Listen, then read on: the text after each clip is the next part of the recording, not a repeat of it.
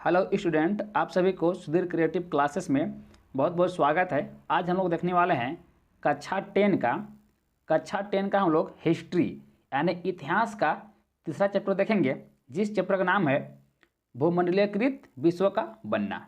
इस चैप्टर से जितना भी ऑब्जेक्टिव प्रश्न बन सकता है जो आपके एग्जाम के लिए बहुत ही ज़्यादा इंपॉर्टेंट है, जो एग्जाम में बार बार पूछा जाता है, वैसे प्रश्नों को आज हम लोग पूरा कवर करने वाले हैं। तो वीडियो में आप अंत तक बने रहे ताकि आपके एग्जाम में इस चैप्टर से एक भी प्रश्न नहीं छूटेगा। और दोस्तों सारे सब्जेक्ट का ऑब्जेक्टिव वीडियो बना के प्लेलिस्ट बना दिया गया है, ठीक है। अब मेरे प्लेलिस्ट जाइए, आपको सारे सब्जेक्ट का आपको ऑब्जेक्टिव प्रश्न मिल जाएगा, ठीक है। वहाँ से आप क्लास 10 के लिए बेहतर तैयारी कर सकते हैं।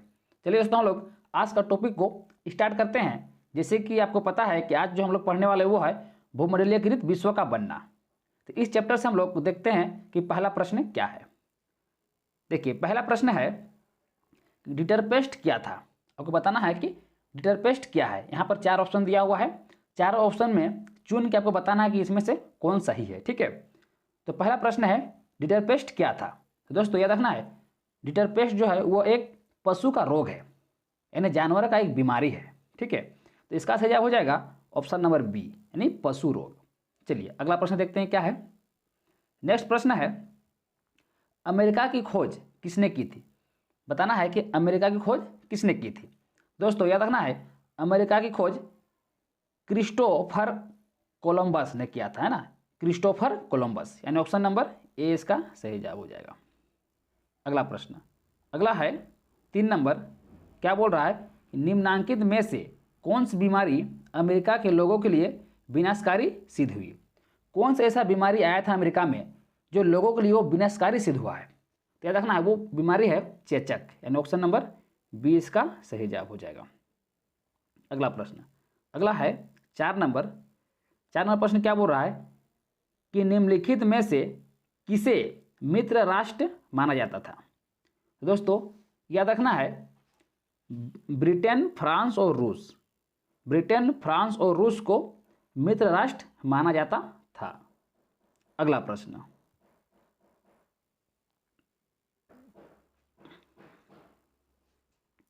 अगला प्रश्न है 5वां नंबर।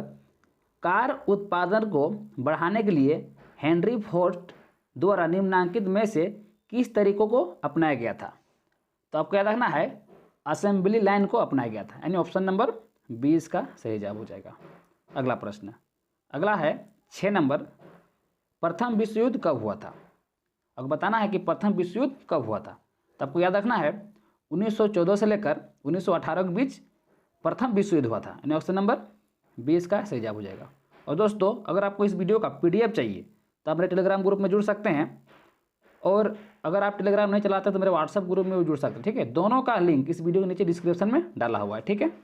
चलिए अगला प्रश्न है 7वां नंबर। हेनरी फोर्ड कौन था।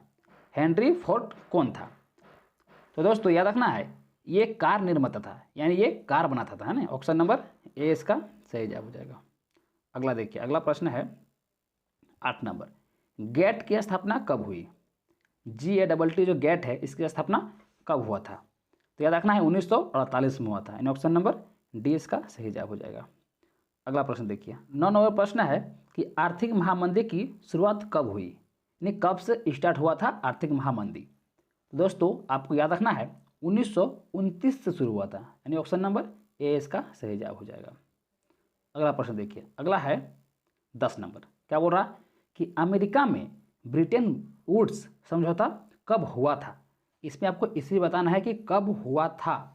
तो याद रखना है 1944 ईस्वी में हुआ था। अगला प्रश्न, अगला है 11 नंबर। मानव अधिकार दिवस किस दिन मनाया जाता है।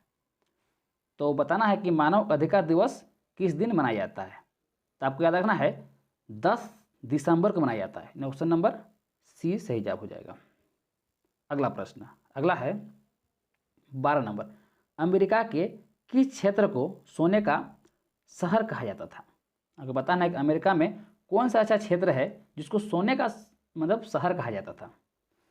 तो आपको याद रखना है एल डोराडो, यानी ऑप्शन नंबर सी इसका सही जवाब हो जाएगा। अगला है 13 नंबर।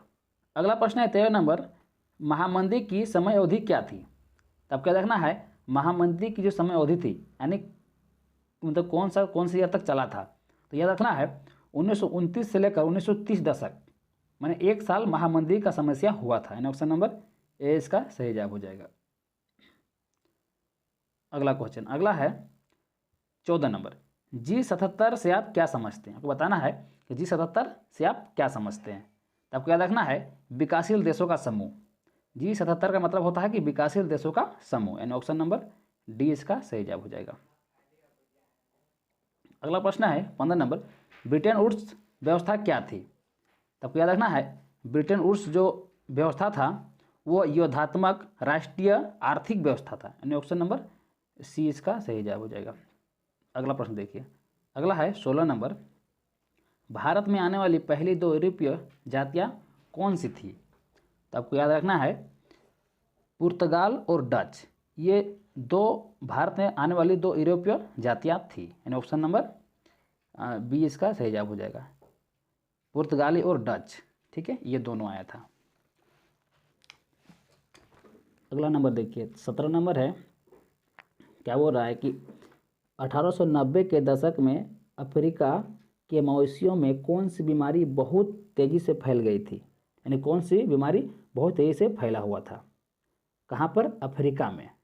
तो आपको याद रखना है वो जो बीमारी था वो डिटर पेस्ट था, यानी ऑप्शन नंबर डी इसका सही जवाब हो जाएगा। अगला प्रश्न, अगला है 18 नंबर, आलू अकाल किस देश में हुआ था? तो आपको याद रखना है आलू अकाल आयरलैंड में हुआ था, यानी ऑप्शन नंबर सी इसका सही जवाब हो जाएगा। अगला है 19 नंबर, किस देश में मक्का के आयात पर पाबंदी लगाने के लिए कॉर्न लॉ पारित किया गया था? तो आपको याद रखना है ब्रिटेन में, यानी ऑप्शन नंबर बी इसका सही जवाब हो जाएगा। अगला प्रश्न, अगला है 20 नंबर, निम्नांकित में से कौन सा देश विश्व बैंक और IMF के किसी भी फैसले को वीटो कर सकता था? तो आपको याद रखना है अमेरिका, यानी ऑप्शन नंबर सी इसका सही जवाब हो जाएगा। अगला प्रश्न 21 नंबर प्रश्न है, निम्नांकित में से कौन दूर दूर के देशों को उपनिवेश बनाने में सहायक न बना? तो आपको याद रखना है आलू, यानी ऑप्शन नंबर डी इसका सही जवाब हो जाएगा। अगला प्रश्न 22 नंबर प्रश्न है, निम्नांकित में से किन्हें धुरी शक्तियाँ समझा जाता था? तो इसका सही जवाब हो जाएगा नास्ती। 22 नंबर प्रश्न है, निम्नांकित में से किन्हें धुरी शक्तियाँ समझा जाता था? तो आपको याद रखना है नाज़ी जर्मनी, जापान और इटली, यानी ऑप्शन नंबर बी इसका सही जवाब हो जाएगा। अगला प्रश्न, अगला है 23 नंबर, कॉर्न लॉ द्वारा ब्रिटेन में किस अनाज का आयात प्रतिबंध कर दिया गया? तो आपको याद रखना है मक्का का, यानी ऑप्शन नंबर डी इसका सही जवाब हो जाएगा। अगला प्रश्न, अगला है 24 नंबर, क्या बोल रहा है कि अंतर्राष्ट्रीय मुद्रा कोष यानी IMF की स्थापना 1944 ईस्वी में किस सम्मेलन में की गई थी? तो इसका सही जवाब हो जाएगा ब्रिटेन वुड्स, यानी ऑप्शन नंबर सी इसका सही जवाब हो जाएगा। अगला प्रश्न है और ये चैप्टर का आखिरी प्रश्न है, किन संस्थाओं को ब्रिटेन वुड्स की जुड़वा संतान भी कहा जाता है? तो आपको याद रखना है विश्व बैंक और IMF, यानी ऑप्शन नंबर बी इसका सही जवाब हो जाएगा। तो दोस्तों जो भी इम्पोर्टेंट इस चैप्टर से प्रश्न बन सकता था सारे को मैंने कवर कर दिया। इससे बाहर आपके एग्जाम में प्रश्न देखने को नहीं मिलेगा। चलिए तो हम लोग मिलते हैं नेक्स्ट वीडियो में, तब तक के लिए थैंक यू।